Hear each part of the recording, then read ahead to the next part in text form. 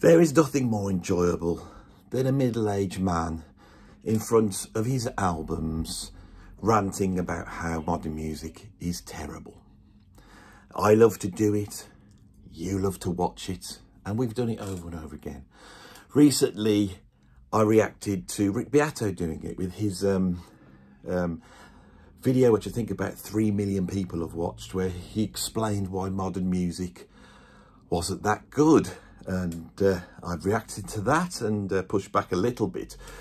But I've gone away and thought, how do we tackle this subject properly without just going to the clickbaity options? Now, I have to go for the clickbait options.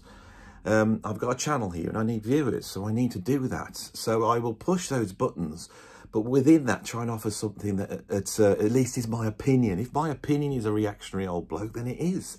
And I can't see anything wrong with that. But I actually think my opinion doesn't actually lie there. I think it lies somewhere else. And on this video, I'm going to offer the real reason why modern music is rubbish. And the real reason why modern music is rubbish is because our perceptions have changed. Our perceptions as middle-aged men has changed from our perception of music when we were into it 40 years ago. When we were buying Led Zeppelin and Yes albums, or maybe we were buying Frankie Goes to the Hollywood or Duran Duran albums, I don't know.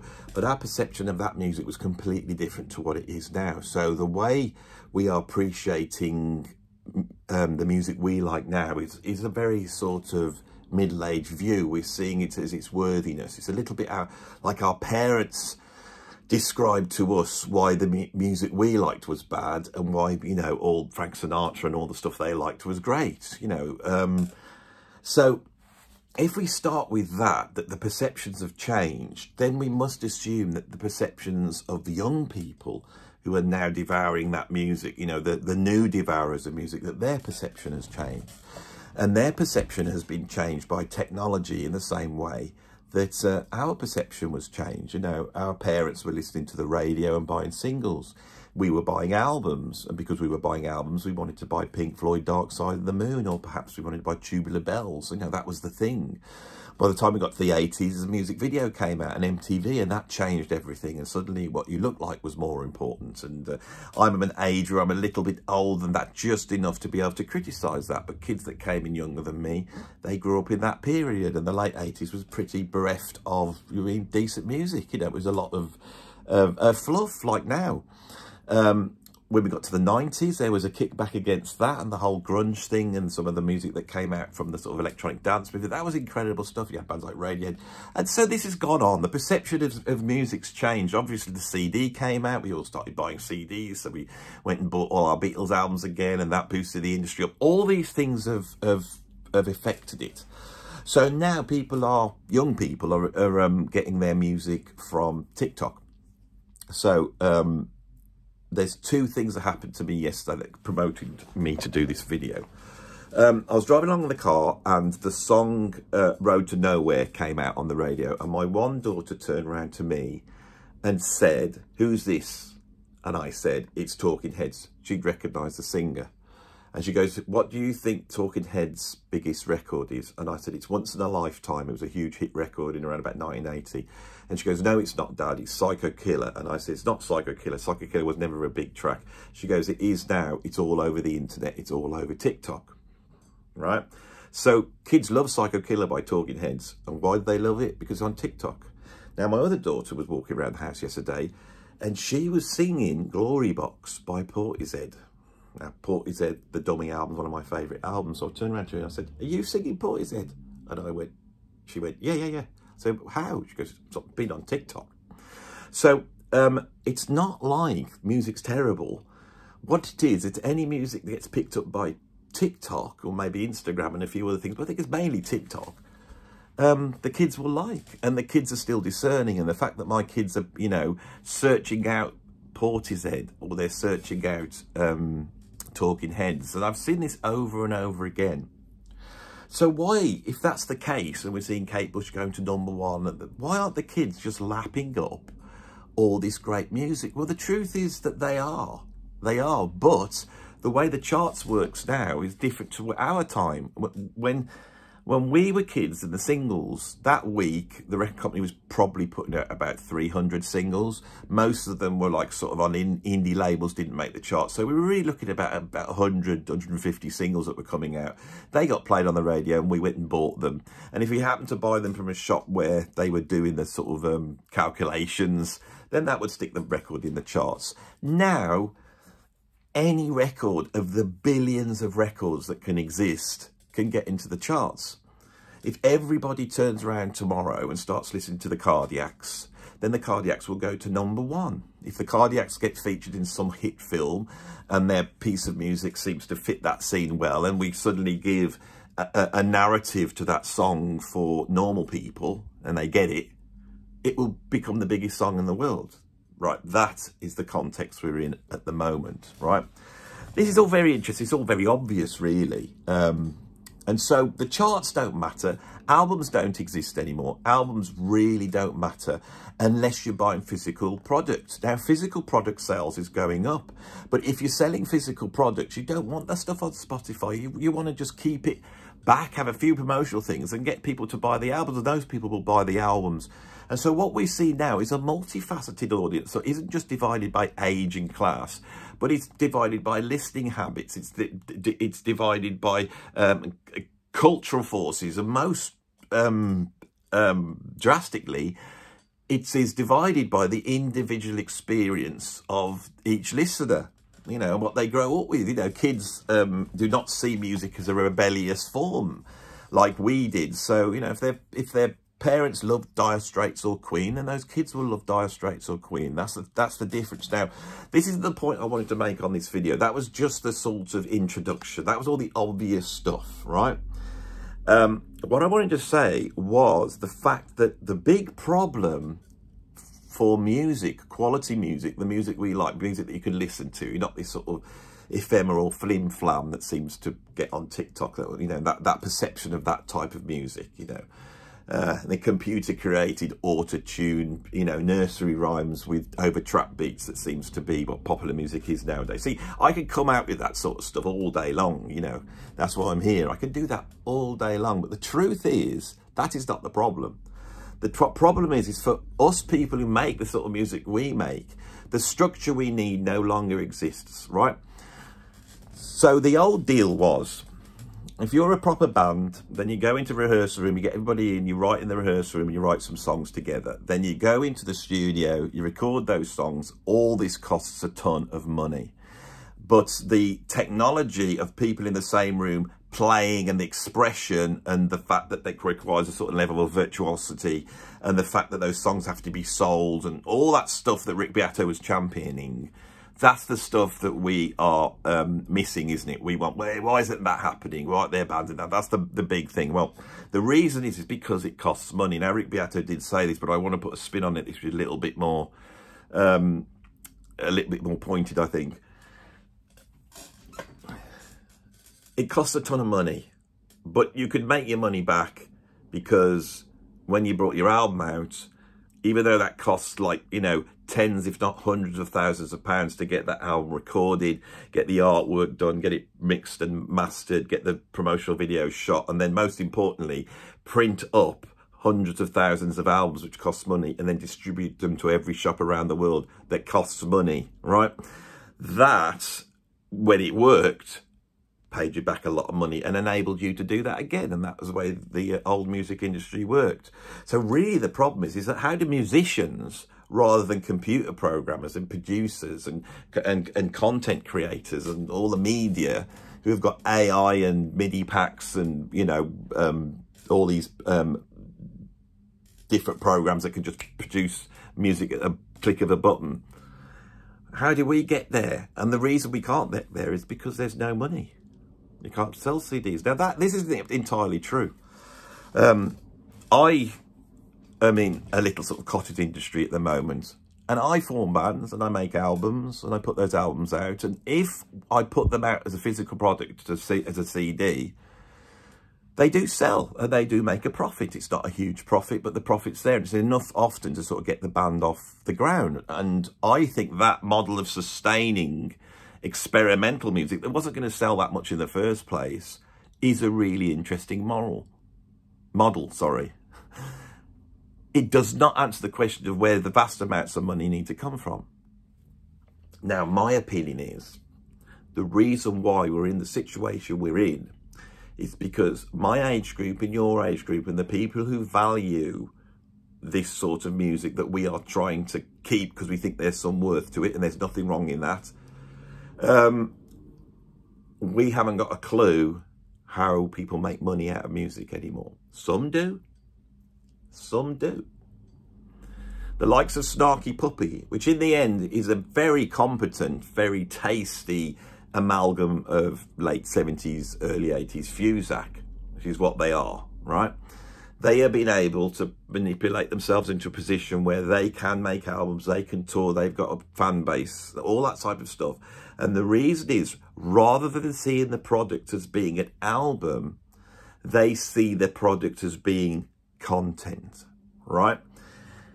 Musicians should see themselves as content creators. I work in a whole bunch of bands, and it's really, it's quite perplexing how all the bands that I'm in, the machine that we're working in is the idea of making a record and, most importantly, getting out and gigging. Everybody wants to be out gigging, and they look at Europe, and if you're in the UK, it's really difficult to Brexit, costs a lot of money, and everyone's all a bit depressed because it's hard to get out and play, and they want to get out in front of audiences and play live and get an album out.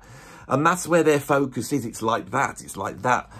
And you can waste so much money and time in rehearsal rooms, you know, trying to get a set together to play in front of what ends up being 60 people, and it makes you lose money. But the idea that content creation is a thing for those bands, they know it's the case. They know there's Patreon there. They know there's YouTube there. They know there's Instagram and Facebook there. They know all these things are there.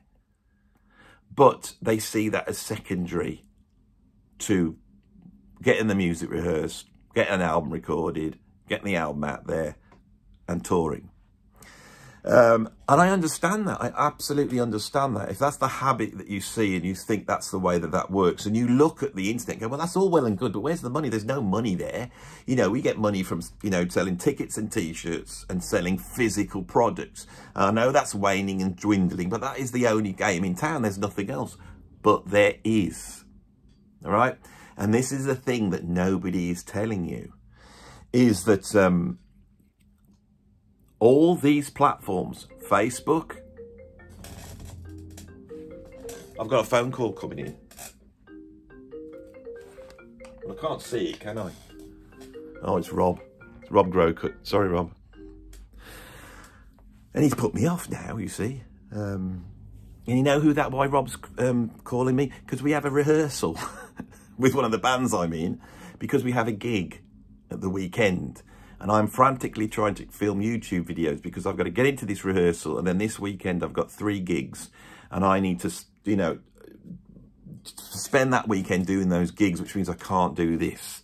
Now, I'm quite aware that the videos that I don't film, if I had to film them over the weekend, they would probably reach at least 100,000 people, maybe 250,000 people. But I'm spending my time to reach maybe 100 people. That's the reality of it.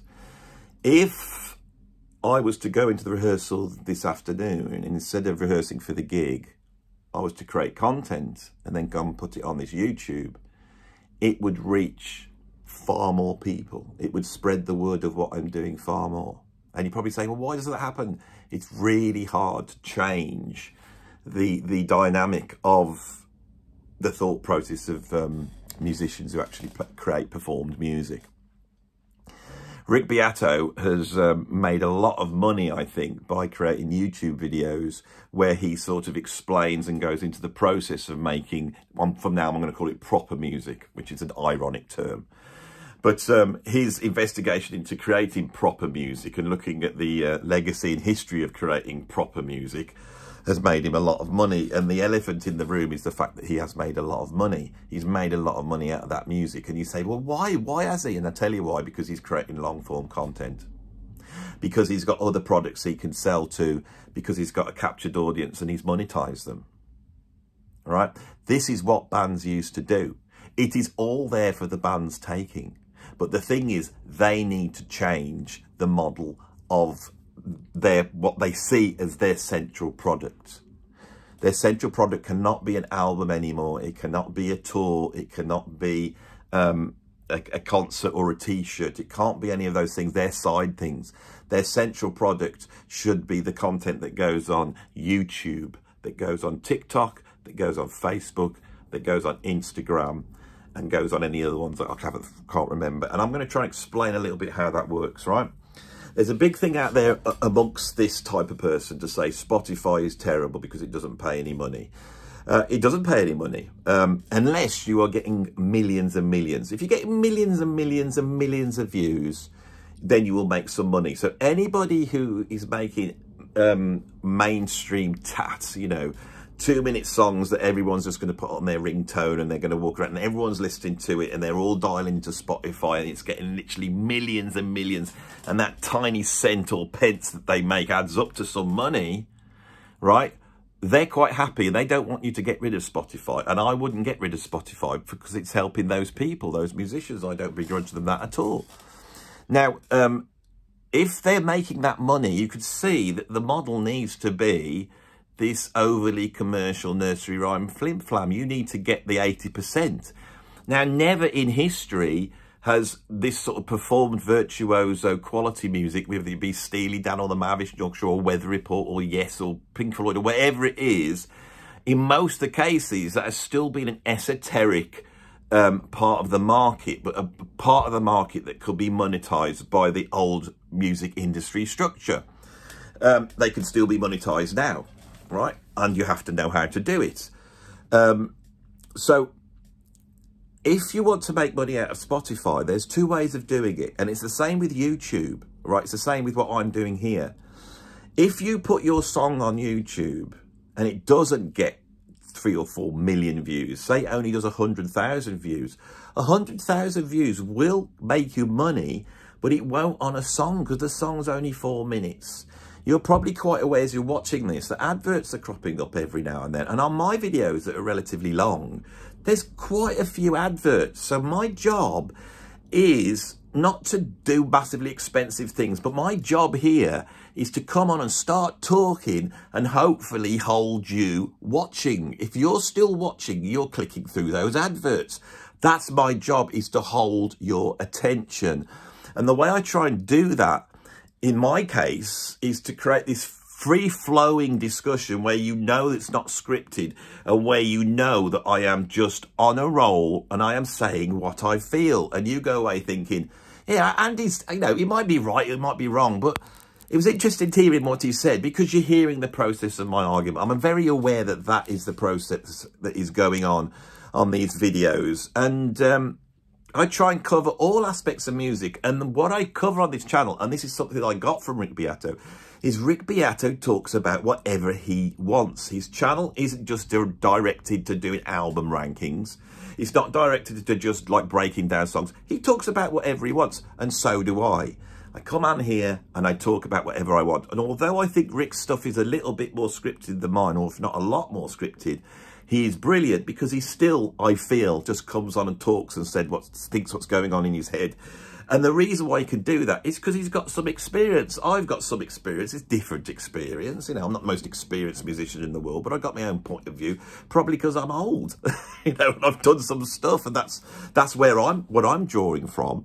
But the point is that if bands, artists, musicians went away and instead of spending all their time trying to fake the long form content of the album, which doesn't exist anymore, it's not a thing, right? No band should be doing that. You're not going to break a band or get any success with an album. You're going to do it with individual tracks that are catchy and hooky, right? Which means what I mean by catchy hooky is not that it's got a hook on it, that it's got a cool video which links to something and it sells the idea of what that music is. This is even more important for instrumental music, by the way, is that for the general audience, we put it with some images that sell it. But the point is that musicians should be thinking, how can we create long form content, right? And as I say this, the musicians go, well, if I've got to talk or get on here and do stuff or entertain them, I'm not a filmmaker. I'm not this, I'm not that. Well, this is exactly the same with rock and roll. Rock and roll required not just musicians, but it required performers. You need to be able to get on stage and perform, right? You needed to be able to sell it to the audience. And the musicians who could really do that, the Robert Plants and the Freddie Mercurys and the James Browns, or anyone who could do that brilliantly, right? That, for me, in the classic period of music, was the most valuable commodity. It wasn't the virtuosity, it wasn't the songwriting. It was performers who could get on stage and perform. That is rare. And that thing still exists now, but you have to learn how to do it on this thing, right? So musicians need to go away and work that out. Now you probably then will say, but what are they going to do? That's the whole point. When we were young, if we go back to that context and look at what was happening when we were young, nobody knew what anyone was going to do next. Everything that happened, everything that the Beatles did, that Led Zeppelin did, that the Sex Pistols did, that Duran Duran did, you know, every single thing that they did, they negotiated themselves. They found their own way of doing it. So when it came out, you sort of went, whoa. Now, Snarky Puppy have done that. That's an example. You know, everyone sat around, all these posh people in what seems like New York. It's somewhere metropolitan and cool. All these posh, beautiful people sat there, beautifully filmed in this sort of smoky environment with their headphones on, nodding appreciatively to all these great players. And if you're just the run-of-the-mill schmuck watching it, you go, well, I quite like this. But all these cool people, they really like it. And they're nodding like that every time they do something cool. So it's got to be cool. If cool people like it, it must be cool, mustn't it? And that's how they sold it. And who would have thought that that would work?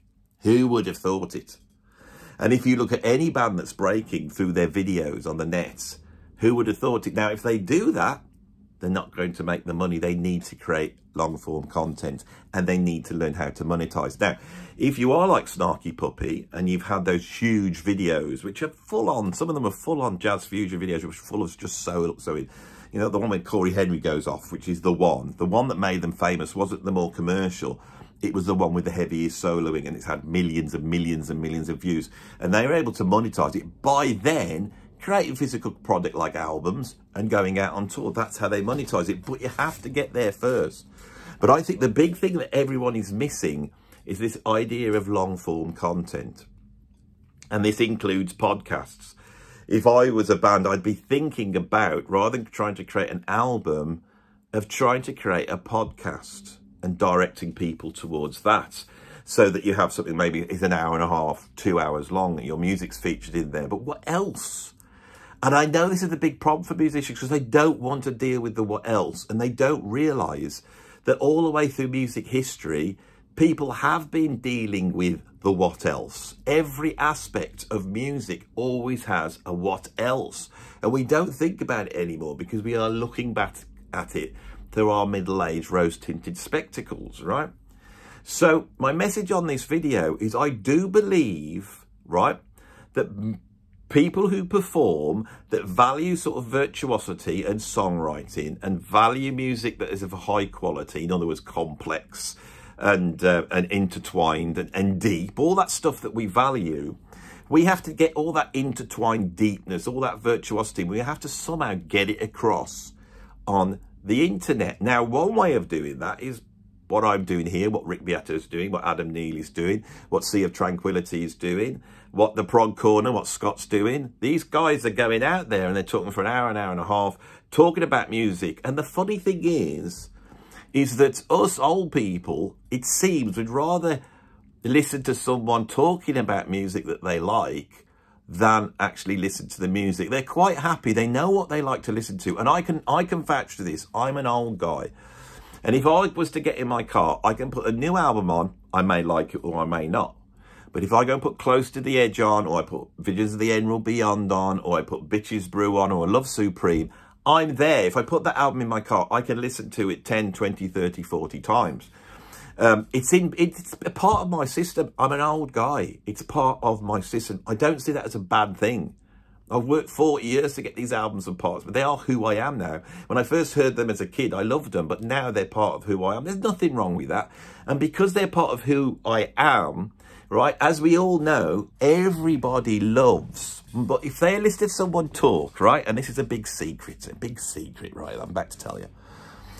People will listen to talk in the thought that they may get mentioned, right? You want to motivate people to see anything on the internet, to check it out. If they know they're in it, they will watch it. We're all like that.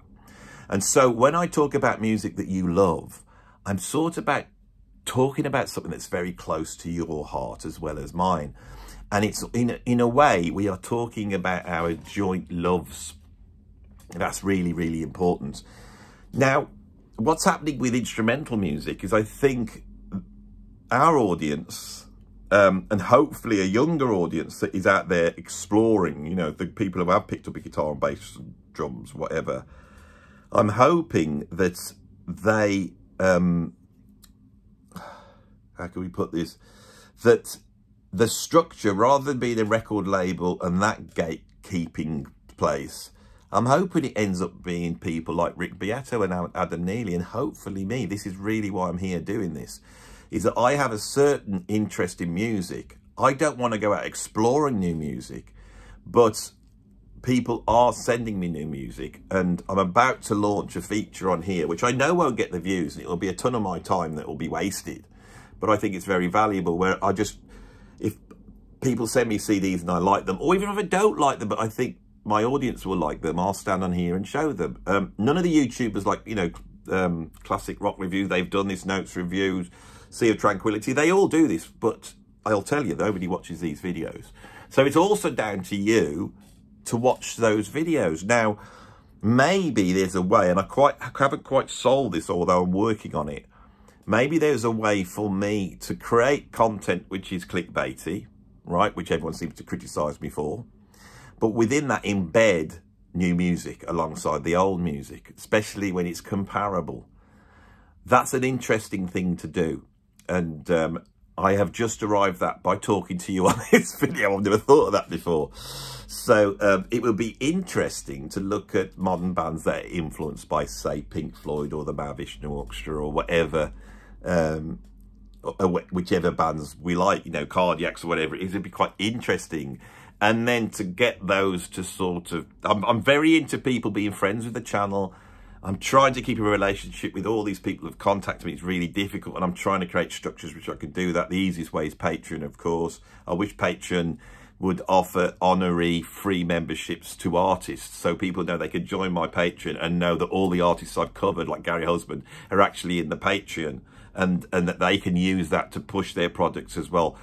I'm a capitalist. I'm trying to find a way of us musicians finding a good, solid way of creating some sort of monetary, you know, reward for doing what we essentially love. That's what it's all about. So I am going to keep coming back to this idea. This video will not be coming out on a Monday, Wednesday, Friday or Sunday like my normal videos. It will not have a thumbnail. I'm going to start creating much quicker content that just basically goes straight up on Tuesdays and Thursdays and maybe even Saturdays, alongside stuff where I can push other bands. Now, I'm going to tell you one more problem I have with pushing other bands. I have tried to do it a number of times. Somebody will contact me. I'll give you an example. Carvers Tarabi had solo album coming out. I heard it, I loved it. I said, I love this album. He'd got a promotional video coming out. So I said, send me the promotional video. So he sends me a nice HD copy of the video. And I created a video with him in it, you know, at the end. And it was captured. I was talking about something else. And then he popped on and said, you know, no, he didn't pop on, but I then said, and if you like that, you might like this by Carvers Tarabi. And I had the video at the end. I was really pleased with it. I put it up, and his record company, his publishers, the structure he's got that comes from the old way of doing it, stopped that from happening. And the reason why is because it demonetized that video. Now you could say, Andy, you know, does it matter if you get your stuff demonetized? Well, it doesn't. And I do put many videos out that are demonetized, but the worry I have is that if I keep getting demonetized, I will get spotted. Now, I think the reason I haven't had any strikes is because I'm too little. When I get bigger and the big guys start to see that there's, you know, people coming along and I'm getting 1 million views by talking about Genesis or Pink Floyd. Their record companies may well want a piece of the action. This is the problem we have, and that needs to be fixed, right? And I don't think the way copyright works is helping any of the younger artists that have got smaller deals trying to break even, because I can't really put their stuff on my show. When I wanted to push the Cardiacs, I took the hit on quite a long video and it was demonetized. And so I also put some Henge on there because I thought I'm going to be demonetized anyway, and Henge will demonetize me as well. And I was able to push those bands. And I know that some people have come to the Cardiacs through this channel and some people have come to Henge, right? I've contacted Henge. They have probably got their heads in the fact that they're making albums and doing tours, because they haven't come back to me, and they don't realise that an audience on this channel is probably worth more to them than spending a ton of money trying to get over to some festival in France. But they don't know that. I could see directly the problems, and I am going to contact the musicians that I've sort of pointed at on this video, say, have a listen to this and tell me what you think, including the Henge guys, which is difficult because obviously they are aliens, so they're always off, you know, on another part of interstellar space. And Carvus is pretty much, you know, in a different plane, so it's hard to get these guys to come down to earth and see them, but I'm sure they are. Maybe it's just a problem with the psychedelic bands out there, because that's what I've mentioned. But I will also, when I get down to the rehearsal today, when they ask me what I've been YouTubing, which they always do, I'll say, this is what I've done today. I'll say, you've sort of got a mention. You've sort of got a mention today. You know, and hopefully I can start to, I don't know what I can do. Probably nothing really. Oh, you can only do what you can do, can't you? You've got to have a try, haven't you? You've got to have a try, haven't you? Anyway, thanks for watching this video. If you liked it, please like it and subscribe, because if you do that, this video will do better in terms of the algorithm, and I can do more of these, all right? If you want to become a Patreon, you know, and support me in that way, especially if you're an artist and you want to have a closer chat to me, because even if you become a patron and I can't quite do anything for you, there is 350 hardcore music fans on my Patreon, and you can join the Patreon chat group, and a lot of them are sharing their music in there, and they're getting fans because of it. So if you want to do that, that's great. You can also become a free patron, but you won't get access to the WhatsApp. I'm not stupid. And then if not, you can support me financially through my PayPal tip jar. Now, the thing is, I'm very aware that I'm trying to do what I'm doing. I'm trying to be as honest. I know I've got a sarky sense of humour. I know I can act to be arrogant every now and then, right? But in reality, I'm trying to be as honest and decent as I possibly can on this channel, and show who I am and what I'm trying to do. And I could go back to just teaching drums. I could go back to doing a whole bunch of other stuff. I don't want to, because I love doing this. But this idea of people who are into what you're doing, especially the wealthier people out there supporting you financially, that is another model that I'm going to talk about on another video at some point. But that's a very important thing. But I also am involved in that as well. So down below, I have my PayPal tip jar. And that money I use on, you know, getting better cameras, getting better... getting lights. Right.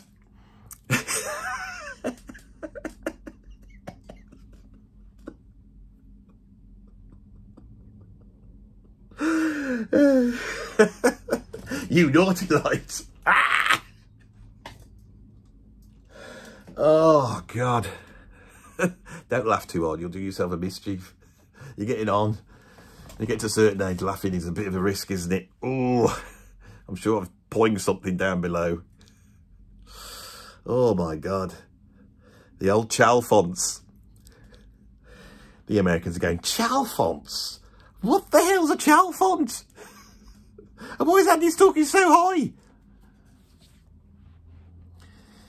See, all these mysteries you don't understand, I'll answer them if you ask them. What's it a Chalfont? And why am I talking so high? I think I'm done, aren't I? When you get to this sort of point and your light that you bought through your PayPal, you know, YouTube earnings tries to attack you, I hope I look a little less... I've noticed I've looked very pale on my videos. I'm not pale. I'm actually quite brown, but my videos make me look like I'm you know, had all the blood sucked out of my body. And so I'm using this light, not so much to light me, but because it's got a bit of a yellowy tinge. Now I probably look like I got jaundice. I don't know. I can't do the filming. But if you keep dropping money in my PayPal and my Patreon, I'll be able to pay somebody. I'll be able to employ somebody to film me and give a job to somebody who wants to work in the creative industries, all because you were generous. And that is the way it's going to work in the future. Anyway, I'm definitely done. So, like I've said, all the stuff you've got to do, that is it. Bye-bye, everyone. I hope this was of interest to you all, and I'll look you in the eyes.